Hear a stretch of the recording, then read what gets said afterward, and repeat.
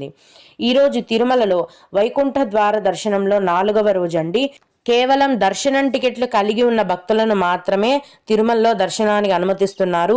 జనవరి 19వ తేదీ వరకు కూడా వైకుంఠ ద్వార దర్శనం ఉంటుంది కాబట్టి కేవలం దర్శనం టికెట్లు ఉన్న భక్తులకు మాత్రమే అనుమతి అనేది ఉంటుంది.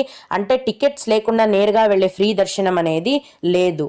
ఇప్పుడు సర్వదర్శనం టికెట్లను కూడా ఇస్తున్నారా అని భక్తులు అడుగుతున్నారండి.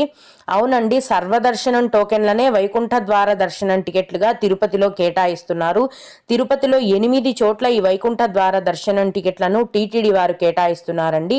టికెట్స్ ఇచ్చే కౌంటర్లను ఇక్కడ చూపిస్తున్నాను చూడండి. అయితే ప్రస్తుతం జనవరి 13వ తేదీ అంటే ఈ రోజుటి వరకు ఈ వైకుంఠ ద్వార దర్శనం టికెట్ల కోటా అనేది ఫుల్ అయిపోయింది, కేటాయించేశారు.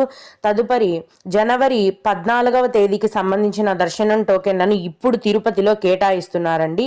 ఇక